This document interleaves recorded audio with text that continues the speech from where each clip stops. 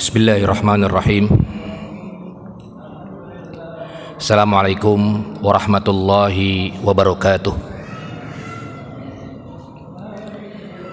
Alhamdulillah, alhamdulillahi rabbil alamin, wabihi nasta'in wa ala umuri dunya waddin, wassalatu wassalamu ala nabiyyina Muhammadin wa ala alihi wa sahbihi ajma'in, amma ba'du. Allahumma alimna ma yanfa'una wa zidna ilman. Yang saya hormati pengurus DKM Masjid JGC, para tokoh masyarakat, jamaah sholat maghrib yang dirahmati oleh Allah Subhanahu wa ta'ala.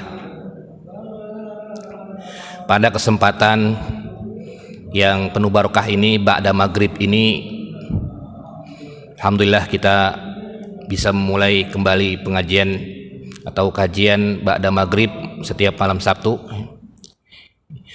Pada malam hari ini atau pada maghrib kali ini, tema kita adalah tentang fikih hadonah. Fikih hadonah ini adalah termasuk fikih yang sangat penting, karena di tengah banyak sekali keluarga, suami istri bercerai, atau ditinggal mati suaminya, atau ditinggal mati istrinya, atau kadang-kadang suami istri punya anak tapi anaknya ditelantarkan. Maka itulah disebut dengan hadonah, fikih hadonah. Bagaimana melindungi anak tersebut, bagaimana dalam fikih Islam, dalam ajaran Islam terkait dengan perlindungan anak, terkait dengan pendidikan anak, terkait dengan nafkah, menjaganya dan lain sebagainya. Siapa yang berhak menjaganya, siapa yang memberikan nafkah, siapa yang mendidiknya, dan bagaimana kalau tidak ada orang yang bertanggung jawab terhadap anak tersebut, bagaimana hukumnya. Nah, ini adalah masuk dalam kategori fikih hadonah.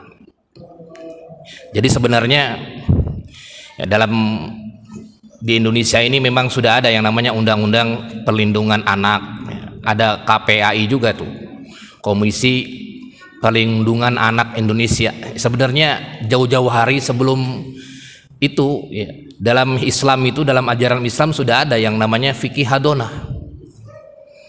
Bagaimana ketika anak itu ya, ditinggal mati suaminya, atau ditinggal mati istrinya, atau bercerai suami istri, atau kadang-kadang suami istri tidak mau melindungi atau tidak mau mengasuh anaknya dan lain sebagainya. Nah, itu masuk dalam kategori fikih hadonah. Bagaimana hukumnya dan lain sebagainya. Jamaah sholat maghrib yang dirahmati oleh Allah Subhanahu wa ta'ala, jadi memang agama Islam itu sangat lengkap.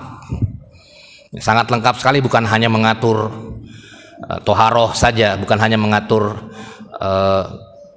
bersuci ya, bukan hanya mengatur sholat, tapi justru semuanya aspek kehidupan, termasuk memelihara anak, melindungi anak dan lain sebagainya, itu juga masuk kategori ajaran Islam. Bahkan ada di fikih-fikihnya, sudah banyak tersebar di kitab-kitab fikih, di kutub-kutub fikih-fikih yang besar-besar itu, mazhab Syafi'i, mazhab Imam Ahmad, Imam Abu Hanifah, Imam Malik, semua sudah dijelaskan secara gamblang itu terkait dengan fikih hadonah itu sendiri.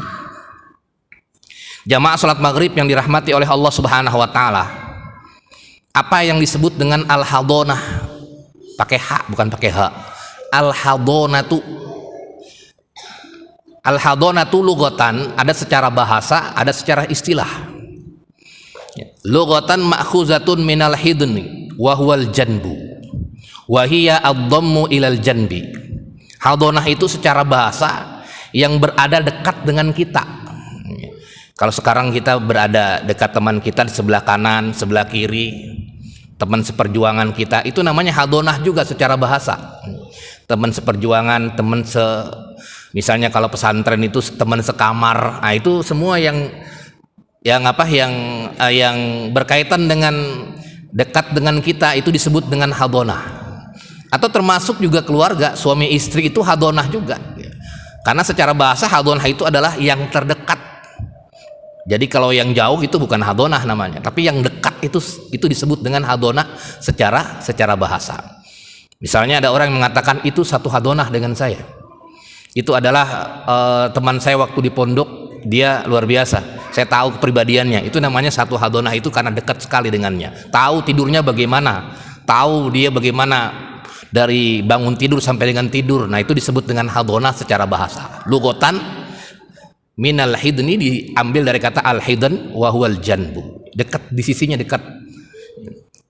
Wa hiya ad-dhammu ilal janbi. Wa syar'an secara syariat, secara istilah, hadonah itu adalah tarbiyatul walad liman lahu haqqul hadonati au hiya tarbiyatun wa hifdzun man la yastaqillu bi umuri nafsihi amman yu'zihi li adami tamyizihi katiflin wa kabirin majnunin. Jadi hadonah itu secara syariat adalah mendidik, melindungi, menjaga seorang anak yang belum mandiri, la yastaqillu bi umuri nafsihi, belum mandiri dia, belum bisa. Kalau umurnya dari kecil, dari 0 sampai dengan balik, itu kan belum mandiri, mesti ada yang dampingi. Itu disebut dengan hadinah. Siapa yang mendampingi? Nah, itu yang mendampingi, yang mengelola atau yang mendidiknya, menjaganya, itu disebut dengan al-hadin. Kalau laki-laki al-hadinu, kalau perempuan al-hadinatu. Kalau al-hadonah, ya isimnya berarti dia adalah secara syariat tarbiyatul walad liman lahu haqqul hadonah, yaitu mendidik, mengasuh, menjaga anak yang belum mandiri. Dari apa? Amman yu'zihi, ya, dari sesuatu yang bisa menelantarkannya. Kalau tidak dijaga, kalau tidak dididik, kalau tidak diasuh, ini anak bisa terlantar ini. Nggak ada bapaknya kemana, nggak ada emaknya, nggak ada yang ini, akhirnya jalanan lah bagaimana. Nah, itu disebut dengan hadonah. Tarbiyatul walad liman lahu haqqul hadonah. Seperti siapa? Katiflin, seperti anak kecil. Tadi 0 sampai dengan balik mungkin. Nanti ada perbedaan pendapat sampai kapan. Ada yang sampai dia mandiri, ada yang sampai balik saja dan lain sebagainya. Ada khilaf di kalangan para ulama. Tapi ada juga wakabirin majnunin, atau orang gila tapi dia sudah besar, ya. Atau wanahwihi, atau semisilnya, seperti orang yang orang yang di bawah, apa istilahnya itu, EQ-nya, ya, EQ-nya rendah itu, ya, anak walaupun dia sudah dewasa tapi ya nggak tahu mana buruk mana baik. Itu kan ada yang seperti itu, anak-anak yang seperti itu, anak-anak yang autism atau apalah begitu namanya, ya, anak-anak yang di bawah EQ-nya, di bawah rata-rata. Nah, itu juga butuh juga hadonah, dia nggak hanya sampai balik tapi terus sampai dengan kira-kira dewasa sampai dia meninggal. Siapa yang hadonahi itu? Nah, ini disebut dengan hadonah secara syariat. Nah, ini di dalam hukum Islam, di dalam fikih Islam sudah ada. Fikih-fikihnya itu sudah ada di fikih-fikih besar, fikih Syafi'i, fikih Hanafi, Imam Malik dan lain sebagainya tentang masalah fikih hadonah. Yaitu meliputi apa? Wadzalika biriayati su'unihi, yaitu dengan menjaga urusan-urusannya. Mulai dari bangun tidur sampai dengan tidur kembali, siapa nih yang menghadonahi? Mulai dari tadbiri ta'amihi, yang mempersiapkan makanannya, siapa ini? Nah, itu disebut dengan siapa yang menghadonahi. Wa malbasihi, pakaiannya siapa ini? Wa naumi, tidurnya bagaimana ini? Wa tanzifihi, bagaimana mandinya, bagaimana nyucinya, bajunya dan lain sebagainya. Itu mesti ada yang bertanggung jawab. Itu disebut dengan hadonah. Wa nahwiha, dan sepertinya apa saja. Yang penting dia mendidiknya, mengasuhnya, mengayominya, tidak menelantarkannya. Itu disebut dengan hadonah. Jamaah salat maghrib yang dirahmati oleh Allah Subhanahu wa taala, wa hukmuha, hukumnya apa? Wajibatun, wajib. Bagi orang yang berkaitan dengan itu wajib. Kalau misalnya ada anak yang terlantar, misalnya orang tuanya nggak bisa atau nggak mau memperdulikannya terhadap anak tersebut, padahal dia adalah hadonahnya. Ada seorang bapak nggak mau peduli terhadap anaknya karena mungkin sudah bercerai, udah biarin aja itu anak. Itu tandanya dia wajibatun, wajib, dia hukumnya dosa. Sampai di akhirat akan ditanya itu, kenapa itu orang tua tersebut tidak mau mendidik, tidak mau mentarbiyah, tidak mau mengayomi anaknya sampai dengan ia besar, sampai dengan ia mandiri. Itu akan ditanya nanti di akhirat. Makanya harus belajar fikih hadonah itu, karena dia punya kewajiban, itu karena anaknya dia. Walaupun dia sudah bercerai dengan istrinya, karena itu masih anak kandungnya, maka dia juga harus membiayai atau minimal menjadi hadonah daripada anak-anak tersebut. Wajibatun, wajib hukumnya. Kalau wajib itu dalam Islam dia harus melakukannya, kalau tidak berarti haram hukumnya. Ya kalau misalnya dia tidak menelantarkan anak tersebut, ya padahal dia sebagai hadonahnya, ya sudah, resikonya adalah dia akan ditanya oleh Allah Subhanahu wa taala nanti di hari kiamat. Kullukum mas'ulun an ra'iyatihi. Semua itu akan dipertanggungjawabkan terkait dengan tanggung jawabnya. Li'annal mahduna yahliku bitarkiha, karena yang dihadonahi itu anak tersebut. Kalau dia terlantar, itu repot dia. Siapa nanti yang akan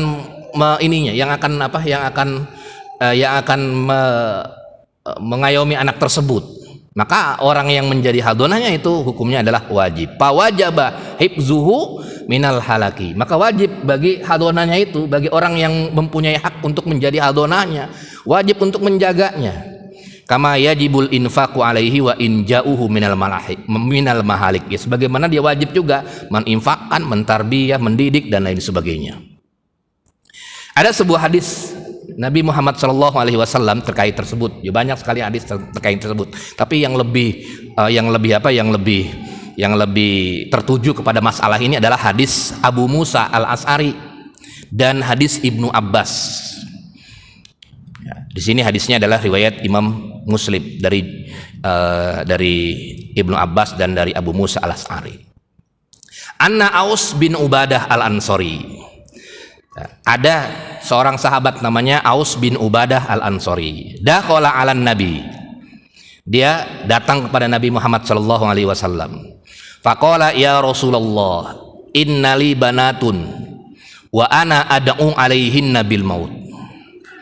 Saya itu punya anak perempuan. Saya tidak mau mendidiknya, tidak mau mengayominya, mendidiknya, kemudian menjaganya, nggak mau lagi. Ya, karena saya sudah bercerai dengan istri. Gitu. Faqala, kata Rasulullah, ya bana Sa'idah la tad'u alaihinna, jangan kamu seperti itu.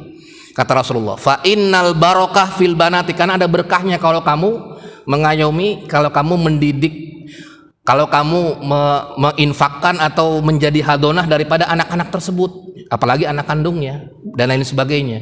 Itu ada berkahnya. Bisa jadi ketika kita walaupun sudah bercerai dengan istri kita, kemudian kita masih masih ada hubungannya dalam arti mendidiknya dan lain sebagainya, atau orang tuanya atau istrinya juga misalnya masih ada hubungannya dengan anaknya walaupun sudah bercerai, misalnya anaknya dibawa oleh mantan suaminya tapi masih komunikasi, mendidiknya dari sisi apapun, maka itu ada keberkahan baginya. Berkah itu maknanya luas, al barokah itu maknanya luas sekali. Al barokah itu maknanya luas sekali, ridho, disukai oleh Allah, berkah nanti dunia akhirat dan lain sebagainya.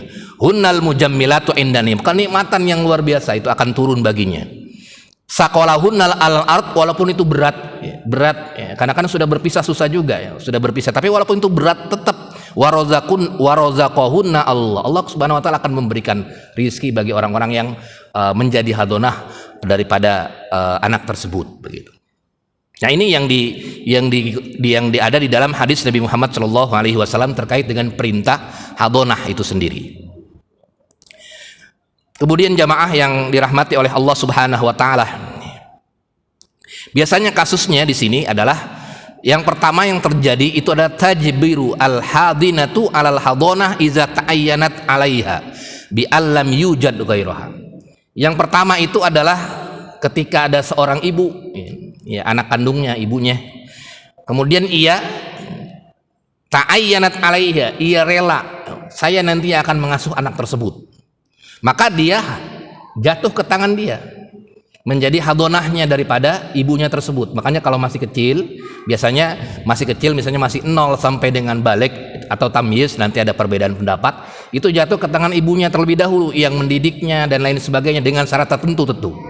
Sampai dengan dia balik, setelah balik baru kemudian anaknya tersebut silakan mau ikut siapa, mau ikut bapaknya atau mau ikut ibunya, begitu. Dan lain sebagainya. Nanti akan ditanya anak tersebut ditanya mau ikut bapaknya atau masuk ibunya. Saya pengen ikut ibunya, tapi saya nggak apa-apa ya kalau misalnya saya tetap komunikasi dengan bapaknya. Nah seperti itu. Jadi kalau misalnya 0 sampai dengan balik itu tetap dia kepada ibunya yang pertama. Kenapa sebabnya? Karena memang ada hadisnya. Hadis Nabi Muhammad SAW terkait dengan tersebut begitu. Di hadis riwayat Imam Abu Daud di sini dikatakan, dan Baihaqi dan Imam Hakim dari Abi Ayyub, anna imra'atan ja'at ila Rasulillah sallallahu alaihi wasallam. Ada seorang perempuan yang datang pada Rasulullah sallallahu alaihi wasallam. Ya Rasulullah, inna ibni hadza kana batni lahu wi'a wa sadyi lahu siqa wa hajri lahu hawa. Ini anak saya ini, kata perempuan tersebut yang mengadu kepada Rasulullah sallallahu alaihi wasallam. Ini anak saya itu tidurnya sama saya. Kemudian neteknya bahasanya sama saya tetein terus begitu karena anak masih kecil banget. Kemudian saya mandiin terus, saya setiap harinya sama anak tersebut. Wa in abahu talaqani wa arada ayantazi'ahu, tapi bapaknya mentalak saya, menceraikan saya dan meminta saya untuk berpisah, tidak boleh berhubungan dengan anak tersebut begitu. Padahal saya yang iniin, saya yang mandiin dan lain sebagainya. Apa kata Rasulullah sallallahu alaihi wasallam? Anti ahaqqu bihi ma lam tankihi. Kamu itu adalah yang paling berhak. Ibunya itu. Kamu yang paling berhak ma lam tankihi selama kamu tidak nikah lagi dengan orang lain. Nanti kalau dia nikah lagi dengan orang lain baru nanti jatuh hukum yang kedua. Kalau misalnya ia rela tidak menzolimi anak yang dihadonahi, bagaimana nanti misalnya? Kan nanti pasti punya anak lagi dengan yang kedua itu. Kalau dia menzolimi ya sudah, berarti jatuh kepada siapa dan lain sebagainya. Tapi kalau dia belum menikah, maka yang akhirnya janda itu yang belum menikah kemana-mana itu yang lebih berhak dia. Anti ahaqqu bihi ma lam tankihi. Ya, kamu sebenarnya kata Rasulullah SAW yang paling berhak untuk mengasuh anak tersebut, bukan bapaknya. Malam tankihi selama kamu belum menikah begitu. Kemudian juga pernah terjadi, ini sahabat Nabi juga yang paling terkenal, juga yaitu Umar bin Khattab. Anna Umar bin Khattab talaqa zaujatahu Ummu Asim summa ata 'alaiha wa fi hijriha Asim fa arada ay ya'khuzahu minha. Umar bin Khattab menceraikan istrinya. Kemudian Ummu Asim summa ata 'alaiha fa fi hijriha Asim, ada anaknya namanya Asim, anaknya Umar bin Khattab. Farada ayyakhuzahu minha fatajabazahu bainahuma hatta bakal gulam. Kemudian Umar bin Khattab itu berusaha untuk memisahkan anak tersebut. Kemudian datanglah anak tersebut karena sudah besar itu, karena sudah balik, datang ngadu kepada Abu Bakar sebagai khalifah pada waktu itu. Faqala Abu Bakar, ditegur sama Abu Bakar, masahaha wa hajaroha wa rihaha khairun laka minka hatta yasubbu sabiyyu fayaqtaru nafsihi. Kamu jangan sampai melarang anak tersebut bertemu dengan ibunya begitu. Walaupun sudah besar ya, kemudian dilarang sama Umar, tetap kamu jangan sampai melarang untuk bertemu dengan ibunya. Ini Abu Bakar yang menegur Umar bin Khattab. Nah, ini yang dijelaskan di hadis riwayat Ibnu Abi Saibah. Ini artinya punya sejarah di dalam di zaman Rasulullah SAW tentang pentingnya pengasuhan anak yang memang secara dasar jatuh kepada ibunya kalau dia belum menikah. Kemudian jamaah sholat maghrib yang dirahmati oleh Allah Subhanahu Wa Taala. Kemudian ada dua. Yang pertama dari sisi perempuan, kemudian yang kedua dari sisi laki-laki. Yang perempuan itu yang pertama adalah tadi ibunya. Kalau ibunya tidak mau, ibunya dulu. Kalau misalnya ada ibu yang nggak mau, misalnya dia sudah bercerai, kemudian anaknya kan jatuhnya kepada ibunya, tapi ibunya nggak mau, udah saya nggak mau ngasuh anak itu lagi. Nah, jatuh kepada siapa begitu? Jatuh kepada siapa? Kepada neneknya yang kedua. Kalau yang perempuan ini kalau yang jenisnya perempuan, kepada neneknya, kemudian kepada saudaranya, saudara laki-lakinya atau saudara perempuan, saudara perempuannya. Kemudian baru bibinya. Nah, kemudian kalau yang laki-laki, bapaknya jelas. Bapaknya. Kemudian kalau bapaknya tidak mau, ya kadang-kadang ada juga yang tidak mau, berarti dosa dia. Nanti tapi harus juga ada yang menghadonahi. Kadang bapak mamanya tidak mau menghadonahi, tidak mau mengasuh anak yang sudah terlantar tersebut, akhirnya neneknya yang ngasuh dan lain sebagainya. Ada yang seperti itu juga kasusnya. Neneknya nggak mau, kemudian kakaknya nggak mau juga, akhirnya nggak mau semua itu. Nah itu semua dosa semua itu kalau yang seperti itu. Semua dosa itunya apa? Keluarga besarnya, baik yang pihak laki-laki maupun yang pihak perempuan itu. Nah kalau yang laki-laki ya bapaknya, kemudian kakeknya, abul ab kakeknya, kemudian kakaknya, kemudian baru pamannya begitu. Kalau sudah semuanya tidak mau juga, ya sudah menjadi anak terlantar itu. Kalau jadi anak terlantar berarti nanti ya KPAI, kalau dalam undang-undang Indonesia ya ada KPAI namanya. Undang-undang barang siapa itu bisa dilaporkan itu. Barang siapa yang menelantarkan anak tidak mau mengasuhnya itu dipenjara 5 tahun kalau tidak salah, kalau saya baca undang-undangnya itu, atau denda 100 juta kalau misalnya kita buka undang-undang tentang perlindungan anak. Tapi kalau dalam hukum Islam ya lebih berat hukum Islam, dosa terus seumur hidupnya, dan nanti akan ditanya oleh Allah Subhanahu wa Ta'ala di hari kiamat nanti terkait dengan menelantarkan anak tersebut. Ketika anak tersebut ya butuh pengasuhan, butuh pendidikan, butuh apapun, perlindungan dan lain sebagainya. Nah itu semua adalah bagian dari fikih hadonah. Jamaah salat maghrib yang dirahmati oleh Allah Subhanahu wa Ta'ala. Kemudian surutul hadonah, syarat-syaratnya yang pertama al-mahdun, syarat-syarat anak tersebut. Ya, surutul mahdun, yang anak yang akan diasuh itu, anak-anak yang menjadi anak yang misalnya anak tersebut lah. Itu adalah man la yastaqilu bi umuri nafsihi, dia orang yang belum mandiri. Masih 0 atau sampai dengan balik, ya misalnya ini pendapat jumhur, sampai dengan balik pendapat jumhur. Man lam yastaqilu bi umuri nafsihi hatta yablugh, sampai dengan balik. Nah kalau sudah balik maka dia baru, artinya pengasuhannya nanti kepada siapa, lain lagi. Jadi sampai dia balik itu menurut pendapat jumhur ulama. Amma yu'zihi li adami tamyizihi, bahkan wa kabiri majnunihi au mu'tawihi, ya, bukan hanya anak tapi juga ya tadi orang yang punya IQ yang rendah juga harus diayomi juga, itu harus diayomi. Tapi kalau yang IQ-nya rendah atau yang gila itu terus menerus, tidak ada batasnya. Tapi kalau yang orang yang punya akal yang biasa, maka dia sampai dengan balik atau sampai dia mandiri menurut pendapat Imam Abu Hanifah dan sebagian Syafi'iyah, sampai dia mandiri, sampai dia mandiri. Kemudian jamaah sekalian yang dirahmati oleh Allah Subhanahu wa Ta'ala, kemudian surutul hawadin, ya, syarat-syarat yang hadinahnya, yang mengayominya atau yang menjaganya itu. Ada syarat-syarat yang khusus buat perempuannya, ya perempuan kalau misalnya dia perempuan, ada yang syarat-syarat khusus buat laki-lakinya, ada yang syarat khusus atau syarat umum buat laki-laki maupun buat perempuannya. Yang syarat yang umum itu adalah yustaratu fil hadin minan nisa'i war rijal al-bulugh, balik. Jadi yang mengayomi, yang mengasuh itu, yang mengasuh anak tersebut harus sudah balik. Ya, nggak mungkin yang belum balik ngasuh dengan yang belum balik. Tapi dia harus sudah balik, ya, sudah balik itu minimal. Fala hadonata lis-shaghir, tidak ada hadonah bagi orang yang masih di bawah umur. Bagi orang yang masih kecil, dia nggak bisa punya tanggung jawab. Jadi kalau sudah, syaratnya yang pertama dia harus sudah balik.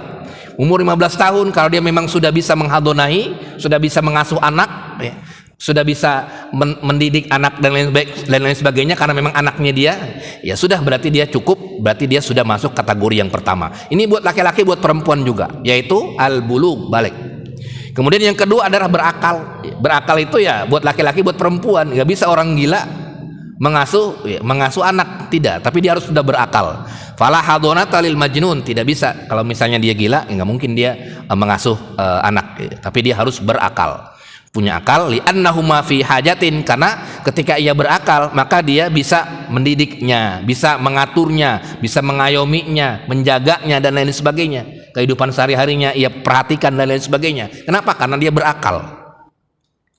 Kemudian yang ketiga adalah al-qudrah ala tarbiyatil mahdun, mempunyai kemampuan untuk mendidik anak tersebut, mempunyai kemampuan untuk mendidik anak tersebut, begitu. Bagaimana mempunyai kemampuannya? Ya seperti mempunyai kemampuan itu adalah misalnya, kalau misalnya seorang perempuan misalnya, karena dia sakit-sakitan, atau laki-laki yang sakit-sakitan, ya berarti dia nggak mampu. Ya berarti dia gugur itu. Misalnya seorang bapak, ya misalnya dia suami istri kemudian bercerai, kemudian ibunya itu, seorang istrinya atau ibunya itu dia sudah sakit yang tidak bisa lagi mendidik anaknya, ya sudah berarti gugur dia kewajibannya untuk menjadi hadonahnya. Kenapa? Karena tidak masuk kategori yang ketiga, al-qudratu ala tarbiyatil mahdun. Dia tidak mampu untuk mendidik anak didikannya itu. Kenapa? Karena dia sakit. Karena dia sakit. Kemudian yang selanjutnya adalah al-amanah, ya, mempunyai amanah juga. Ya, kalau misalnya ya, dia anak tersebut dididik bagi seorang ibu yang tidak amanah, ya misalnya dia punya perangai yang buruk, ya, maka jangan dididik sama dia. Ya misalnya bapak dan ibunya bercerai, kemudian ibunya pengen sini anaknya buat saya, begitu. Maksudnya saya yang ambil, saya yang didik anak yang kecil itu. Tapi rupanya ibu tersebut adalah terkenal dengan orang yang berperangai buruk, begitu. Misalnya berbuat dosa besar dan lain sebagainya, sehingga akan berpengaruh terhadap anak tersebut, maka dia juga menjadi gugur. Boleh diambil itu oleh bapaknya. Kenapa? Karena yang keempat tidak masuk, al-amanatu alal akhlak. Tidak masuk dia dalam hal amanah terhadap akhlaknya dia harus baik, kemudian dia harus bisa benar-benar bukan fasik, orang yang berdosa besar, baik itu laki-lakinya atau perempuan yang pengen mendidik itu berbuat dosa seperti berzina, kemudian apa saja yang kira-kira di masyarakat itu terkenal dengan orang yang buruk lah, berperangai buruk, maka itu bisa gugur menjadi orang yang membinanya. Maka memang ada di sini di Indonesia itu ada pengadilan agama itu bersidang itu, siapa nih hak asuhnya kepada siapa ini, itu bisa jadikan dalil kepada, walaupun bisa dijadikan dalil misalnya ini jangan sampai jatuh kepada ibunya. Kenapa? Karena ibunya berperangai buruk misalnya. Apa berperangai buruknya? Misalnya begini dan lain sebagainya. Nah, itu bisa dijadikan dasar. Yang keempat ini adalah al-amanatu al akhlak. Ya, harus punya akhlak yang baik. Kemudian yang kelima tentu adalah ini syarat jumhur, yaitu al-Islam. Beragama Islam. Kalau misalnya ibunya tersebut atau bapaknya tersebut sudah keluar dari agama Islam, maka menurut pendapat jumhur, fala hadonata li kafirin ala muslim, tidak ada hadonah bagi orang yang kafir terhadap orang yang muslim, kecuali hanya pendapat sebagian ulama saja, ya. Di antaranya Imam Abu Hanifah, tidak ada yang disebut dengan syarat yang nomor 5 ini, yaitu syarat Islam, ya. Biasanya kan ada ya yang berpisah gara-gara murtad, ya, berpindah agama, ya. Kemudian ini anaknya kepada siapa ini? Nah, kalau misalnya dari sisi Islam itu harus kepada orang yang beragama Islam juga. Apa bapaknya misalnya Islam, ya berarti kepada bapaknya. Atau misalnya kalau ibunya bukan Islam, ya berarti tidak ke ibunya. Atau ke yang lainnya tidak Islam juga, berarti kepada yang Islam itu siapa kira-kira. Ini pendapat jumhur ulama. Kemudian kalau buat perempuannya secara khusus, itu disyaratkan alla takuna mutazawwijah bi ajnabiin anis shaghir. Ketika dia seorang anak itu misalnya diasuh oleh ibunya, tapi ibunya itu tidak boleh dia menikah dengan orang lain, kemudian orang lain tersebut punya anak yang bukan menjadi mahramnya. Ya misalnya ibunya itu sudah menikah dengan orang lain. Kemudian anak tersebut ikut kepada dia gitu misalnya. Punya anak juga, maka tidak disarankan atau gugur, bisa jadi ke yang lainnya, hadonahnya kepada bapaknya atau kepada yang lainnya, bukan kepada ibu tersebut, karena dia menikah lagi. Kenapa sebabnya? Karena ada hadisnya di sini yang tadi sudah disebutkan, anti ahaqqu bihi malam tankihi. Kamu memang lebih berhak kalau memang kamu belum menikah. Tapi kalau sudah menikah, ya berarti tinggal pilihan mau nggak mengasuh anaknya. Cuman syarat yang kedua adalah ketika dia mengasuh anaknya, dia tidak boleh ketika dalam satu rumah dia pilih-pilih nanti kan. Ini bukan anak ya, karena kan dia sudah menikah dengan orang lain, tapi bawa anak sendiri. Ya, akhirnya apa? Anaknya harusnya menjadi hadonahnya, menjadi tanggung jawabnya mendidik, malah ditelantarkan begitu.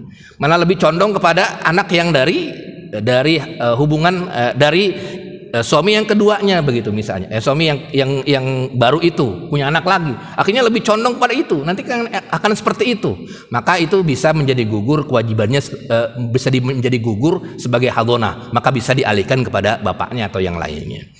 Ya, kalau misalnya dia memang sanggup untuk menjaga anak tersebut, anak kandungnya, tapi kalau kan lain bapak, dia supaya jangan tidak ada perbedaan antara anak ya yang dibawa oleh dia dan anak yang oleh suami barunya itu. Maka di sini dikatakan alla tuqimal hadinah bis-shaghiri fi baitin yabghuduhu wa yukrihu. Jangan sampai terjadi ya konflik lah dalam keluarganya ini, karena biasanya membeda-bedakan antara anak yang satu dengan yang lainnya. Nah, kemudian kalau yang laki-laki, nah ini ayyakuna mahraman lil mahdun iza kana unsa mustahatun. Ya, tentu kalau misalnya laki-laki itu ya tentu harus semahramnya, kalau bapaknya kan semahramnya. Atau tadi ya kepada kakaknya atau kepada pamannya itu kan nggak bisa menikah lagi. Tapi kalau ponakannya, saya punya ponakannya pengen menjadi hadonah, itu nggak bisa. Kenapa? Karena bukan mahramnya nanti. Bukan mahramnya. Tidak disarankan untuk menjadi hadonah daripada anak tersebut. Ya kalau misalnya dia pengen biayain atau pengen ngasuh yang bukan sebagai hadonah, sebagai ya sekedar infak sedekah aja. Misalnya dia ponakan kalau sepupuan kan boleh menikah. Ya berarti semahram. Kemudian melihat sepupunya ini nggak punya bapak atau ditinggalkan bapaknya, ditinggalkan ibunya, akhirnya peduli dia. Nah, bisa, tapi bukan sebagai hadonah. Ya sekedar sebagai misalnya ini saya biayain pendidikannya oleh sepupunya, ini saya biayain. Tapi sekedar itu aja sebagai bantuan dari muslim lain ke muslim yang lainnya. Kan ada dalam hadis, man yassaro musliman, barang siapa yang mempermudah orang kaum muslimin kurbatan min kurabid dunia, kesusahan orang lain, maka dia akan digampangkan nanti di hari kiamat. Itu jadi hadisnya. Tapi bukan sebagai hadonah. Kalau sebagai hadonah nggak bisa dia, karena bukan muhrimnya. Harus bapaknya atau harus kakaknya atau harus pamannya, yang itu yang baru bisa disebut dengan hadonah. Kenapa? Karena hadonah itu bisa satu rumah, kemudian ya sama seperti orang yang hidup di dalam rumah begitu. Tapi kalau sudah bukan satu rumah, bukan satu muhrim, ya nggak bisa jadinya. Maka di sini harus ayyakuna mahraman lil mahdun, harus benar satu mahram. Kemudian juga ya, di bahasan selanjutnya jamaah sekalian yang dirahmati oleh Allah Subhanahu wa taala, sukutul hadonati, ya tadi gugurnya hadonah itu adalah karena penyebabnya sakit misalnya tadi, atau fiskun, atau berbuat dosa besar. Ya udah, berarti tidak berhak dia untuk menjadi hadonahnya, atau misalnya sakit, tidak berhak untuk menjadi hadonahnya, atau misalnya dia takut tidak bisa merawatnya karena sibuk dengan keluarga yang lainnya, maka itu tidak bisa menjadi hadonahnya. Ya, bisa jadi nanti milih-milih dan lain sebagainya. Nah ini yang dijelaskan di fikih Islam jamaah sekalian yang dirahmati oleh Allah Subhanahu wa taala. Kemudian tema berikutnya adalah terkait dengan ujroh, biaya ya. Biaya. Tanggungan siapa ini biayanya gitu ya. Biaya kan butuh biaya itu, pengasuhan anak gitu. Butuh biaya. Hal tajibul ujratu alal hadonati lil fuqaha'i ra'yan laisa lil hadini ujrah alal hadonati fi ra'il jumhur ghairal hanafiyah sawaun akanat hadinu umman au ghairaha li annal tastahiqun nafaqah in kanat zaujah. Jadi kalau gaji itu memang menurut pendapat jumhur tidak ada gaji baginya, karena memang dia mempunyai kewajiban untuk mengasuh anak tersebut. Misalnya seorang ibu nih, ibunya misalnya dia sudah berpisah dengan suaminya, kemudian dia bawa anaknya, karena masih kecil dia bawa anaknya, minta gaji sama mantan suaminya, ini saya gaji dong karena saya sudah memelihara anak kamu juga ini kan. Tidak ada penggajian. Yang ada adalah lakin in ihtajal mahdun ila khidmatin katabqin tu'amihi, untuk makanannya dia baru bisa makanan anak tersebut. Tapi kalau gaji nggak ada, karena itu dia juga punya kewajiban juga, makannya, kemudian pakaiannya, kemudian pendidikannya, itu bisa di list. Misalnya orang tua kan bapaknya itu misalnya sudah berpisah, kemudian pasti bapaknya punya tanggung jawab untuk mendidik atau membiayai anak tersebut walaupun sudah berpisah. Maka kemudian ya kalau gaji tidak bisa dia minta, ini berarti saya gaji karena saya sudah memelihara, itu namanya ART, asisten rumah tangga, itu digaji baru. Tapi kalau misalnya dia sebagai hadonah itu tidak digaji. Tapi kalau untuk biaya makannya, kemudian biaya pendidikannya, itu bisa minta kepada bapak anak tersebut begitu. Nah, ini yang dikemukakan oleh pendapat jumhur. Walaupun pendapat Imam Abu Hanifah ya juzu zalik, boleh meminta ujroh kepada bapaknya itu yang asli tersebut. Ini pendapat sebagian ulama saja terkait dengan tersebut. Kemudian memang seorang bapak tetap mempunyai kewajiban. Jadi bapaknya itu mempunyai kewajiban untuk menafkahi anaknya. Walaupun misalnya dia sudah berpisah dengan istrinya itu, mantan istrinya atau siapapun, nah itu tetap dia ada kewajiban bapaknya itu untuk menafkahi anak-anaknya. Menafkahi itu artinya pendidikannya.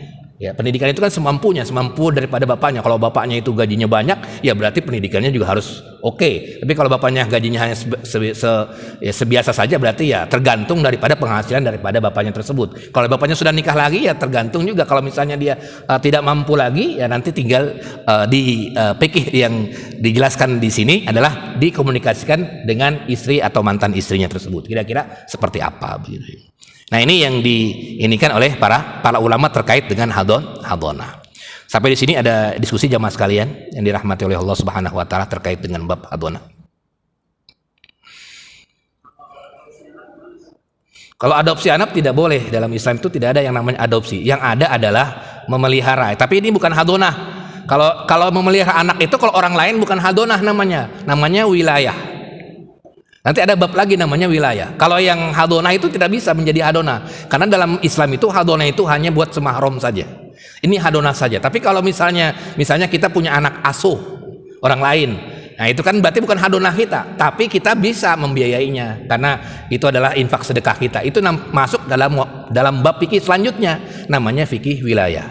Ada nanti bab. Tapi kalau mengadopsi binnya diganti bin kita, padahal bukan anak kita, itu tidak boleh. Kenapa? Karena juga ada Zaid bin, harusnya Zaid bin Harisah tapi Zaid bin Muhammad kan begitu. Dan ditegur oleh Allah Subhanahu wa taala, jadi Zaid tetap Zaid bin Harisah. Walaupun Zaid itu adalah anak asuh ya. Tadinya pengen Zaid bin Muhammad tapi kemudian tidak boleh ditegur, kemudian jadi tetap Zaidnya Zaid bin Harisah, tetap anaknya anak orang lain. Tapi kalau kita pengen mengasuhnya, boleh mengasuh anak tersebut. Tapi bukan hadonah fikihnya, tapi masuk ke wilayah. Nanti ada bab selanjutnya terkait dengan orang lain. Tapi kalau hadonah itu karena kewajiban kalau hadonah. Tapi kalau yang tadi ke orang lain itu nggak kewajiban. Misalnya kita punya siapa nih? Punya tetangga kita. Ini orang tetangga kita yang nggak mampu. Saya pengen jadiin anak asuh. Itu bukan hadonah karena bukan kewajiban kita. Ya, karena bukan kewajiban kita. Tapi kalau hadonah itu ada ponakan kita ini yang nggak mampu segala macam, nah itu bisa menjadi hadonah. Kita bisa menjadi hadonah. Tentu tetap tertibnya tadi ada bapaknya, ibunya, kemudian kalau dia tidak mampu baru pamannya dan lain sebagainya. Tapi kalau yang tadi kepada orang lain namanya ada bab wilayah. Bab wilayah itu berarti masuk ke kategori infak sedekah. Kategori infak sedekah. Silakan ada lagi jamaah sekalian yang dirahmati oleh Allah Subhanahu wa taala.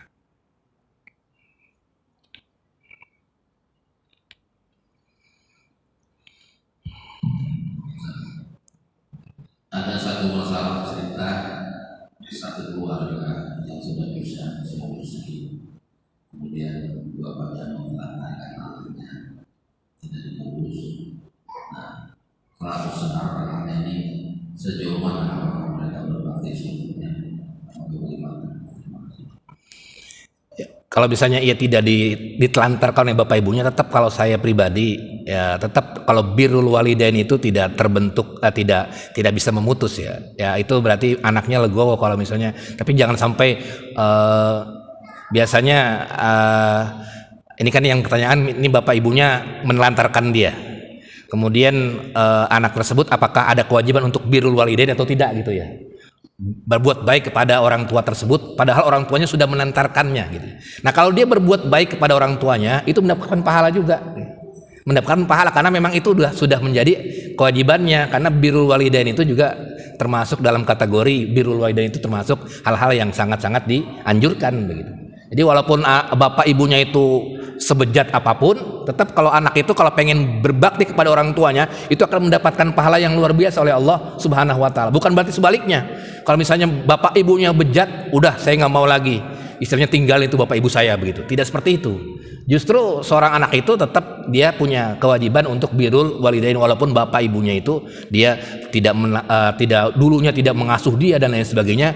Itu kembali ke keimanannya. Kalau memang dia masih punya keimanan yang luar biasa, ya bisa untuk menumbuhkan birrul walidain juga, birrul walidain. Tapi tetap ya, bapak ibunya tetap dosa itu karena melantarkan anak tersebut tidak dididik, tidak diasuh dan lain sebagainya dengan sebaik-baiknya, ditelantarkan begitu aja. Ketika ketemu pengen apa? Pengen, kamu kan anak saya, mana buat baik pada kamu. Nah itu kan yang ada yang kayak gitu, orang tua yang kayak gitu. Nah itu juga nggak boleh juga orang tua yang seperti itu. Tapi kalau anaknya pengen berbuat baik kepada orang tuanya, walaupun orang tuanya bejat apapun, tetap itu akan mendapatkan pahala di sisi Allah Subhanahu Wa Taala. Karena birrul walidain itu umum. Ya, berbuat baik pada orang tua itu umum, bukan hanya kepada orang tua yang orang yang tua yang bermukmin, tapi yang fasik pun dia bisa mendapatkan pahala di sisi Allah Subhanahu Wa Taala. Bahkan bisa menasehatinya, yaudah Pak, taubatlah ya, taubat ya. Akhirnya orang tuanya taubat, kemudian menjadi kumpul kembali. Nah itu luar biasa, berarti anaknya mempunyai pahala yang sangat luar biasa. Wallahu a'lam bishawab. Ada lagi jamaah sekalian yang dirahmati oleh Allah Subhanahu Wa Taala. Jadi kalau kepada orang lain itu namanya wilayah ya, bukan hadonah ya. Ya misalnya kalau kepada orang lain itu namanya wilayah.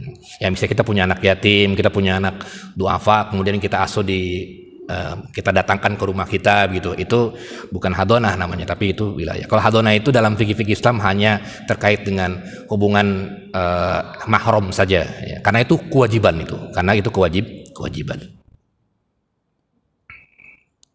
Nah di sini yang terakhir, bahasan yang terakhir adalah muddatul hadonah. Nah, di sini ada perbedaan pendapat para ulama.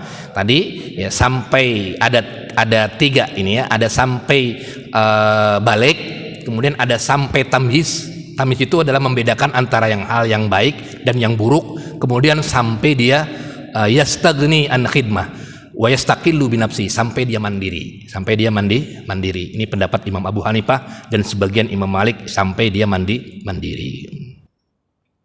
Kalau untuk memilih mazhab sih menurut saya tinggal kembali ke posisi kita masing-masing. Kalau kita pengen menjadi hadonahnya dia, ya ada apa salahnya kita terus mendidiknya sampai dengan mandiri, sampai dengan ia punya kerja dan lain sebagainya begitu. Pendidikan kita sampai SMP, SMA. Walaupun di sini pendapat kebanyakan para ulama sampai balik saja, tapi kita bukan menganut pendapat yang enak-enak atau tidak enak, tapi tergantung kondisi daripada masing-masing ya.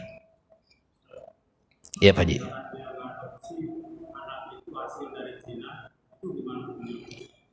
Ngadopsi anak hasil zina, tetap anak mengadopsinya tidak bisa ya, nggak boleh mengadopsi anak itu, tidak boleh. Jadi tidak boleh binnya disambungkan. Tapi kalau mengasuh nggak apa-apa. Misalnya ada anak berzina nih, anak zina, kemudian kasihan ini kita asuh dah, kita didik, kita biayain, kita tarbiyah anaknya, itu malah mendapat pahala kita, nggak apa-apa. Tapi kalau untuk adopsi itu, kalau adopsi dalam hukum Islam ya, bukan adopsi dalam Indonesia ya. Kalau adopsi itu dalam hukum Islam maksudnya menganggap tabanna, menganggap ini adalah anak kandung saya, itu yang nggak boleh. Tapi kalau hanya sekedar mendidik, walaupun ini anak saya, nah itu nggak apa-apa kalau sekedar gitu saja. Tapi kalau menganggap ini anak kandung saya, itu yang tidak boleh. Tapi kalau dia menganggap ini anak saya, ya silakan. Misalnya kalau ada anak adopsi, anak zina dan sebagainya, kita anggap sebagai anak kita, ya tidak masalah, selama tidak menganggap anak kandung. Kalau anak kandung itu tidak boleh, harus nasabnya kepada orang tuanya itu. Kalau misalnya anak zina itu nasabnya bukan ke orang tuanya ya, nasabnya ke ibunya kalau tidak salah. Dalam fikih itu ada bagian khusus terkait dengan anak zina. Tapi anak zina itu tidak seperti agama lain ya, punya dosa turunan, tetap dia sama seperti manusia yang tidak ada dosanya. Kembali fitrah ya, tinggal kembali apakah dia baik atau tidak, itu tergantung kepada anak tersebut. Wallahu a'lam bishawab. Ada lagi? Tafadhol, silakan. Iya Pak Haji.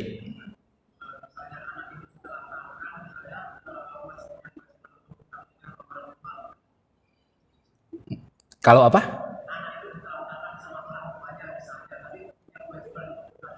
Iya, punya kewajiban itu tetap tuh. Kalau anak yang baik itu memang begitu, walaupun ya itu kan bagian dari dakwah ya. Karena kalau kecuali jangan sampai kita berpanggapan orang tua kita nggak menelantarkan kita. Udah pokoknya karena orang tua saya menelantarkan saya nggak mau berbakti kepada orang tua saya. Nggak begitu prinsipnya. Prinsip kita adalah birrul walidain itu adalah kewajiban kepada siapapun. Kita semua wajib memberikan kebaikan kepada kedua orang tua. Walaupun orang tua itu orang kafir pun, itu tetap kita membuat birrul walidain juga. Kepada orang kafir pun birrul walidain juga. Dan orang tua kita kafir, tetap kita datang ke rumahnya, silaturahim, lebaran misalnya. Bagaimana bah kabarnya? Walaupun dia bukan muslim gitu. Ini orang tua kita sendiri, tapi nggak apa-apa gitu. Tapi kalau akidah beda. Tapi kalau untuk silaturahim, kemudian yuk kita masuk Islam, dakwah namanya. Orang tua kita misalnya, orang tua yang misalnya ya mohon maaf berdosa, sangat dosa, tetap kita harus ada kewajiban. Misalnya orang tua kita di penjara begitu, datang ke penjara sana, kemana, ke Cipinang misalnya, Pak udah Pak ya nggak usah berbuat begini lagi, bertaubat. Itu bagian dari birrul walidain. Bukan berarti kita ninggalin orang tua kita. Ini orang tua saya sudah di penjara sana, yang satu di sana, udah saya nggak mau nengokin lagi. Nah itu bukan birrul walidain. Tetap bagi seorang anak tetap ada ajaran namanya birrul walidain. Walaupun bapaknya, ibunya itu dia melanggar syariat atau tidak melantarkan, dia tetap dia mempunyai ajaran birrul walidain gitu. Tetap dia ada. Wallahu alam bissawab. Mudah-mudahan bermanfaat. Sama-sama kita akhiri kajian kita dengan membaca doa kafaratul majlis. Subhanakallahumma asyhadu an la ilaha illa anta astaghfiruka wa atubu ilaik. Assalamualaikum warahmatullahi wabarakatuh.